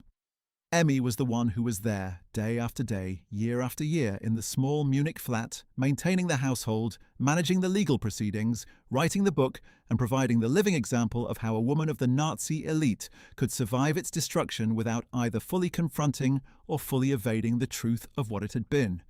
This is the family life that, Edda Göring revealed, in 1986, in a Swedish television studio, a private world of genuine love and genuine warmth, sustained by a narrative of innocence and victimhood that was both self-serving and psychologically necessary, built on foundations of extraordinary privilege that were in turn built on the foundations of mass murder. She revealed it carefully, selectively, and with evident awareness that the full truth was more than she was prepared to give. But what she gave was real, and it adds something irreplaceable to our understanding of how the Nazi period was experienced, not just by its victims, whose experiences must always remain primary in any moral assessment, but also by those who benefited from and were shaped by its extraordinary and criminal power. What did it actually mean to live inside Harrenhal as a child, and what can the specific details of that experience tell us about the nature of the Nazi elite's domestic world, in ways that the documentary record alone cannot? This is the question that Edda Göring's limited revelations, combined with Emmy's memoirs and the testimonies of those who worked at or visited the estate, allow us to begin answering in ways that are historically significant. Because Harrenhal was not merely a luxurious private residence, it was a stage on which an entire vision of Nazi power and culture was enacted for the benefit of both its inhabitants and its visitors. And the child who grew up in that stage experienced it in ways that were simultaneously entirely ordinary in their domestic texture and entirely extraordinary in their historical context. The daily routine at Harrenhal, as reconstructed from Emmy's account and from the testimonies of household staff recorded by post-war investigators, was in many ways simply the routine of a wealthy German household: meals at regular times, domestic staff who maintained the household's functioning, a garden that was tended and enjoyed, books and music and conversation. Emmy maintained standards of civilized domesticity that she had presumably absorbed from her theatrical world, a world where the performance of grace and culture was a professional as well as a personal value. She organized the household with evident competence, managed a staff of considerable size with what the accounts suggest was a mixture of authority and personal warmth, and ensured that Harrenhal functioned on its domestic level as a genuine home rather than simply a monument to power. For Edda, growing up in this environment, the normalcy was real even if the scale was extraordinary. She had meals with her parents, she played in the garden, she was read to at bedtime, she was cared for when she was ill. The ordinary rhythms of family life organized her experience in ways that were, from the inside, simply the way life was. What made this ordinariness extraordinary, of course, was what surrounded it. The visitors to Harrenhal were not ordinary visitors, they were the political, military and cultural elite of the Third Reich. Hitler visited. Himmler visited. Generals and admirals attended the elaborate dinners Emmy organized. Foreign dignitaries were entertained in the great hunting lodge's halls. Göring used Harrenhal not merely as a private residence, but as a deliberate extension of his public persona, a setting designed to project an image of power, culture, and civilized grandeur that was inseparable from his political identity. And through all of this, Edda moved as a child moves through adult spaces, present but peripheral, absorbing impressions without fully understanding their significance, aware of the importance of the figures around her without being able to assess what that importance meant in the wider world. She later recalled in the 1986 interview that she had met Hitler at Harrenhal on various occasions, and that as a very young child she had been unaware that there was anything remarkable about this. He was simply one of the adults who visited her father's house, an important one clearly given the degree of deference shown to him by everyone else present, including her parents, but a figure in her childhood landscape rather than the historical catastrophe she later understood him to be. This retrospective awareness, understanding in adulthood what the child could not have understood, is a consistent theme in her account, and it points to one of the most important things her story tells us: that the domestic sphere of the Nazi elite, from inside, had a specific texture and reality that was genuinely different from the world being created outside its walls, even while being inseparably connected to that world through the power and resources and political identity of its inhabitants. The specific relationships that defined Edda's childhood, with her parents, with the household staff, with the estate itself as a physical environment, were all shaped in ways visible only retrospectively by the criminal context in which they existed. The servants who cared for her were paid from funds derived from the criminal exploitation of Germany's economy and the looting of occupied Europe. The food on the table was supplied at a time when food scarcity was becoming increasingly acute for ordinary Germans and catastrophically worse for Jews and other persecuted groups in the occupied territories. The art on the walls had been stripped from its rightful owners. The very air she breathed in those great halls was, metaphorically speaking, complicit. And yet, for the child, it was simply home. This is the cruel paradox at the heart of the experience she describes, and it is the paradox that no amount of retrospective moral clarity can entirely resolve. How do you retroactively implicate a child in the crimes that provided the material conditions of her childhood? The answer, of course, is that you cannot and should not. Children are not morally responsible for the contexts into which they are born, however criminal those contexts may be. What Edda Göring inherited was not guilt, she was genuinely innocent of her father's crimes, but legacy, which is a different and in some ways more complex burden. Legacy cannot be escaped by innocence. It attaches to the name, to the identity, to the specific history that made her who she was. She could not detach herself from her father's record by pointing to her innocence any more than the survivors of his policies could detach themselves from their suffering by pointing to their own innocence. The legacy was real, and it attached to everyone it touched, regardless of individual moral responsibility. The world she inherited was also one in which the physical remnants of her childhood were systematically removed from her possession. The great estate was destroyed. The art was taken away. The family's assets were mostly confiscated or dissipated. What remained was the name, the memory, and the relationship with her, and the mother. And it was from these things, a name that opened no doors, memories of a world that no longer existed, and a mother who maintained a carefully curated account of what that world had been, that Edda Göring constructed the life she actually lived. A private life, in a small Munich apartment, gradually receding from the public eye until her death at 80 in 2018, when the world briefly noticed and then turned away again. The Munich that Emmy and Edda settled in after the war was, in its post-war incarnation, a city that was itself engaged in a complex relationship with its Nazi past. Munich had been the cradle of National Socialism, the location of the beer hall putsch, the site of the party's early organising, the self-styled capital of the movement in the Nazi era. In the post-war years, it was also a city determined, like the rest of Germany, to rebuild and to find ways to process the catastrophic recent past that allowed for functional civic life without necessarily requiring the kind of complete and open reckoning that some demanded. The denazification process in Bavaria, as elsewhere in West Germany, was imperfect and inconsistent, and the city contained in its post-war population a significant number of people whose wartime records were considerably more compromised than they publicly acknowledged. In this environment, Emmy and Edda were not uniquely compromised figures. They were simply among the more prominently associated ones, the Göring name making their history impossible to conceal in the way that less notorious families could conceal theirs. The question of how Germany as a whole processed the legacy of its Nazi past, the question of Vergangenheitsbewältigung, which might be translated as the working through of the past, is one that intersects with the individual story of Edda Göring in ways that are worth drawing out. The German cultural and political reckoning with the Nazi period did not proceed in a straight line or at an even pace.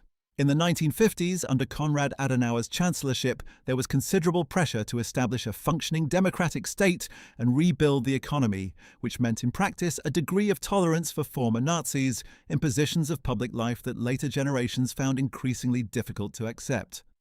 The famous Frankfurt Auschwitz trials of the mid-1960s, which for the first time brought a large number of perpetrators before German courts and confronted the German public with detailed testimony about the functioning of the death camps, represented a watershed moment in this process, forcing a degree of public confrontation with a historical record that the 1950s culture of silence and reconstruction had largely postponed.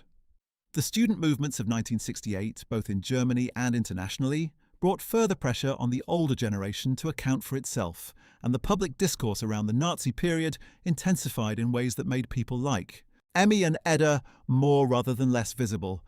It was in this context a Germany gradually forcing itself to confront what it had done, a public discourse that was becoming increasingly demanding of those associated with the perpetrators, that Emmy published her memoirs in 1967, and that Edda chose to give her Swedish television interview in 1986. Emmy's timing was, in retrospect, not ideal. The Frankfurt trials had forced a degree of public honesty about the Holocaust's mechanics that made Emmy's carefully managed account of domestic happiness at Carrinhall look even more evasive than it might have appeared in a different historical moment. Edda's timing was better, in a sense.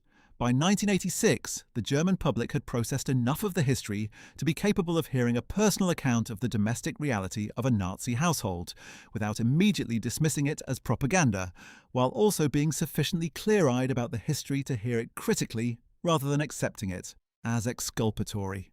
The Swedish venue was also significant. Sweden had, by the mid-1980s, been engaged in its own somewhat uncomfortable retrospective examination of its wartime record, including its policy of allowing German troops to transit Swedish territory to reach Norway during the occupation, its extensive economic relations with Nazi Germany throughout the war, and the various ways in which Swedish neutrality had, in practice, benefited the Reich.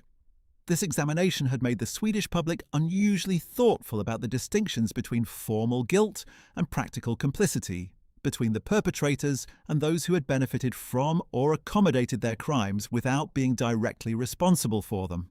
It was, in this sense, a more sympathetic audience for Edda's nuanced positioning than a British or American or French audience might have been.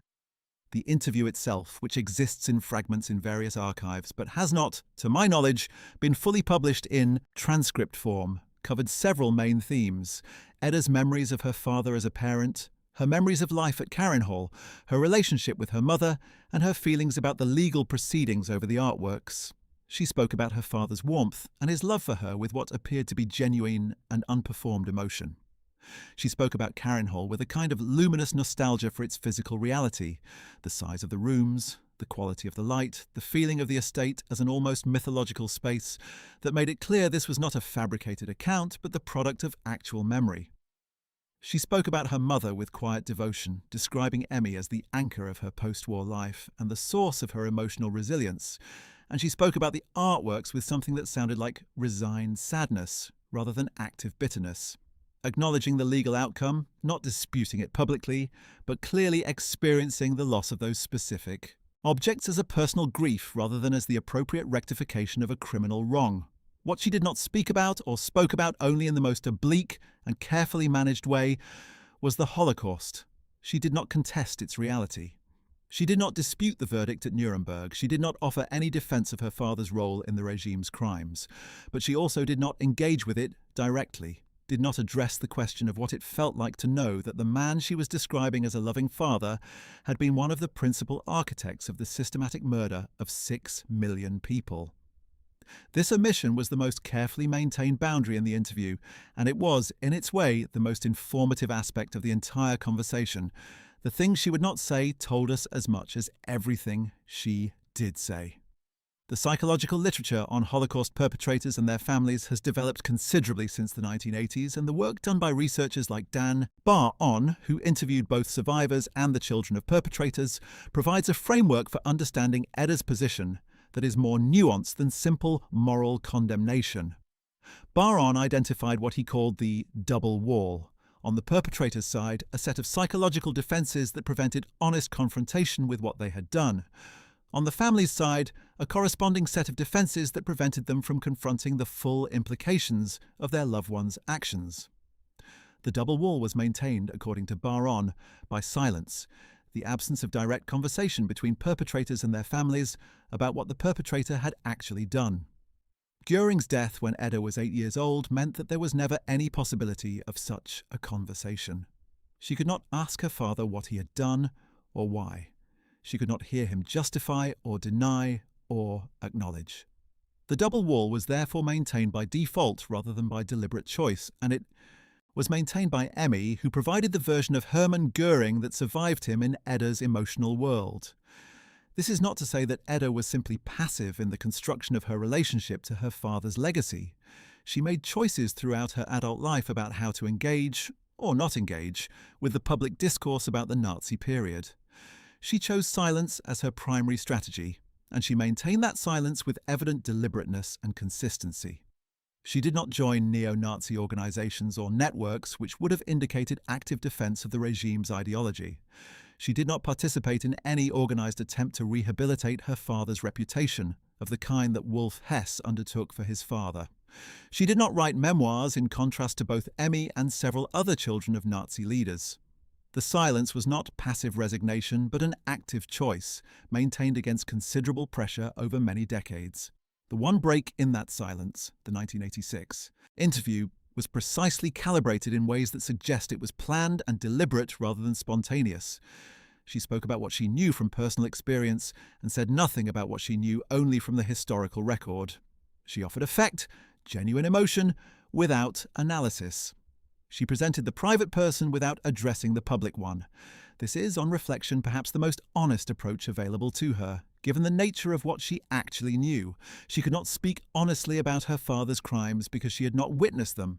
She could speak honestly about her father as a father because she had witnessed that, and she chose, in the end, to speak only from direct experience, to offer only what she could personally vouch for, and to leave the rest, the enormous, devastating, unignorable rest, to the historians and the courts. In the years after the 1986 interview, Edda returned to her habitual silence and maintained it until her death. She did not give another significant interview. She did not publish anything. She did not attend commemorations or public events related to the Nazi period. She lived in Munich, presumably in reasonable health for most of this period, growing old in the city that had been the cradle of the movement that had defined her father's world and destroyed her childhood. She outlived her mother by 45 years, and she outlived nearly all of the other people from her childhood world, the last survivor of a vanished world that existed now only in historical documents, in the collections of recovered art hanging in museums from Amsterdam to Rome, and in the memories she carried, unshareable and irreducible, to her grave. Her death on December 21, 2018, came in the same year that Gudrun Himmler died, as we noted earlier. The juxtaposition is worth a final reflection. These two women, Edda Göring and Gudrun Himmler, represented the two extreme ends of the spectrum of responses available to the children of Nazi leaders. Gudrun had chosen active defense, lifelong advocacy for the IS and its members, and direct denial of her father's guilt, a position that placed her in clear moral opposition to the historical record and to the interests of the victims. Edda had chosen silence, private preservation of a positive paternal image, and public withdrawal from a discourse she apparently found either impossible to engage with honestly or simply too painful to enter. Neither of these responses is entirely adequate, measured against the standard of what the historical record demands. But, between them, they define the range of possibilities that the children of the perpetrators faced and the very different places within that range where different individuals ended up. It is also worth noting, as we reach the end of this account, that the world in which these women lived and died was one that had, by the end of their lives, processed the history of the Nazi period with a depth and breadth that was simply unimaginable in 1945 or even in 1986. The historical scholarship on the Holocaust and on the Nazi regime is now enormous, detailed and ongoing. The testimonies of survivors have been collected and preserved on a massive scale. The legal proceedings at Nuremberg and in subsequent national courts have created an extensive evidentiary record.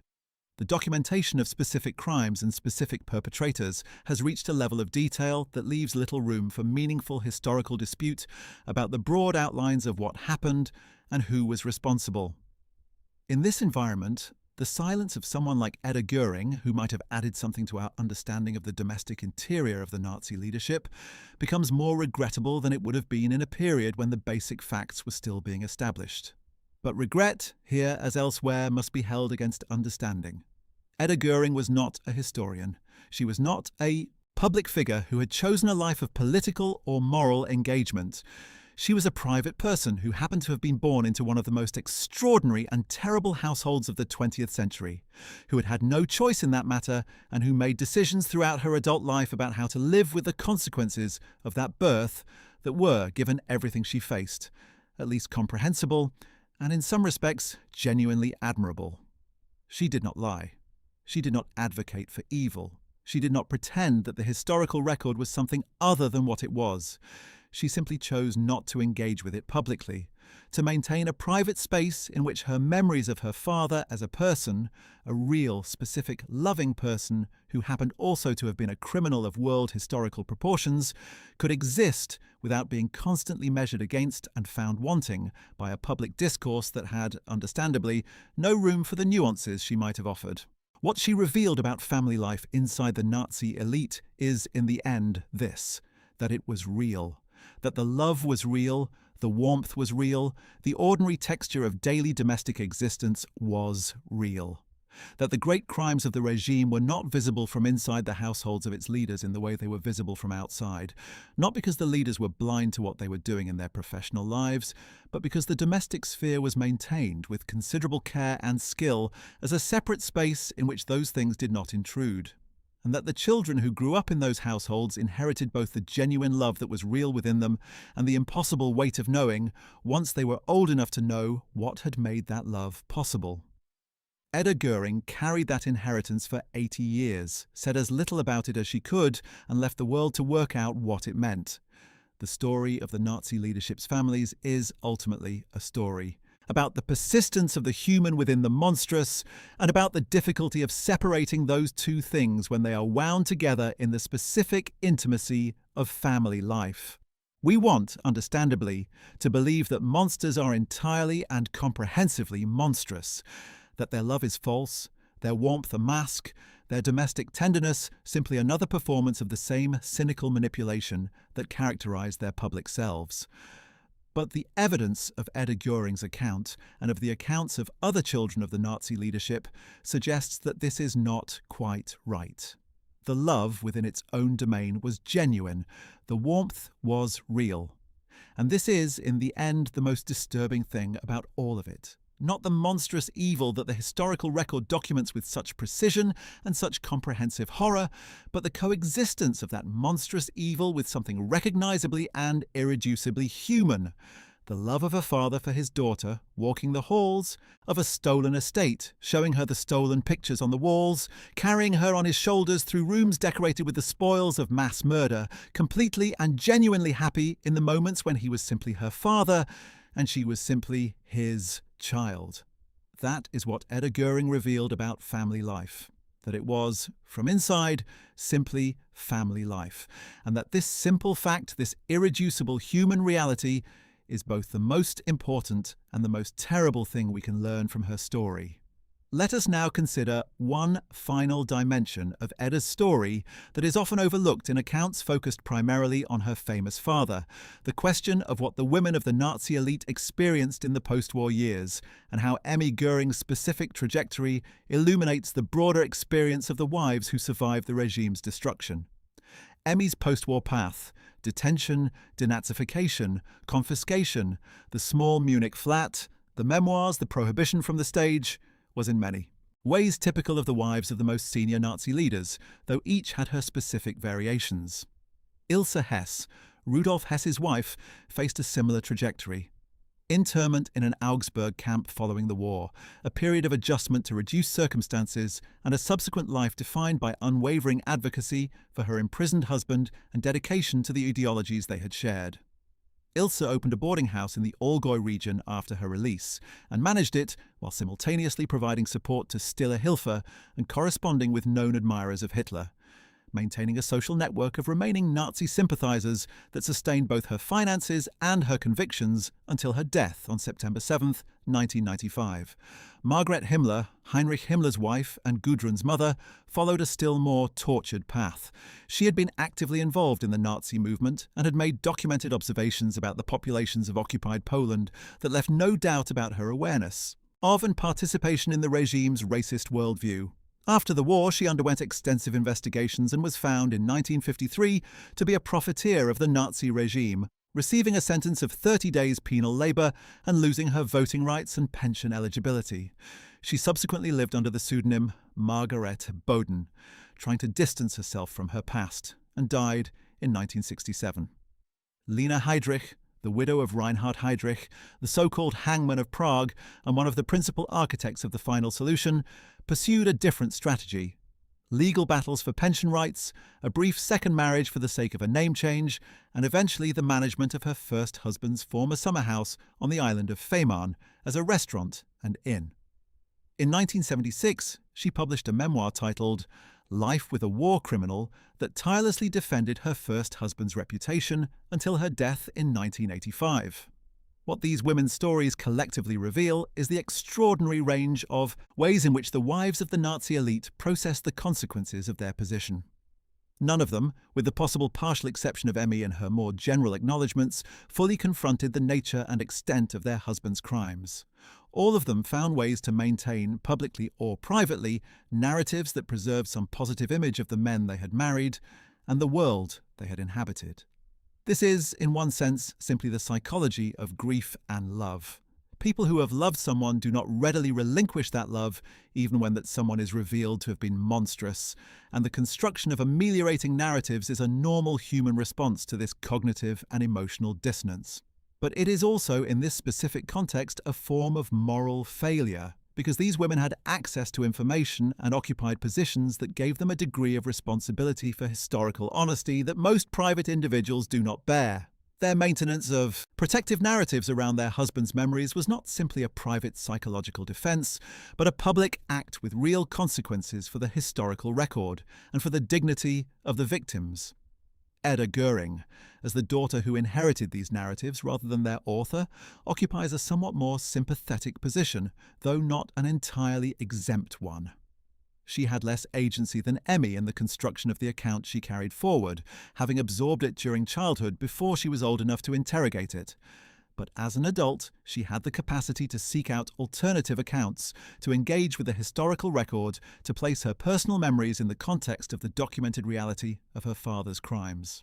That she chose not to do this, or chose to do it only in the carefully limited way visible in the 1986 interview, was a choice.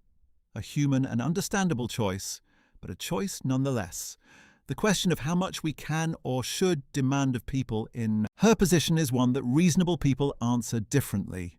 What we can say with confidence is that what she chose to give, the specific, embodied account of domestic life inside one of the most notorious households of the 20th century, is valuable and irreplaceable, even if it is incomplete.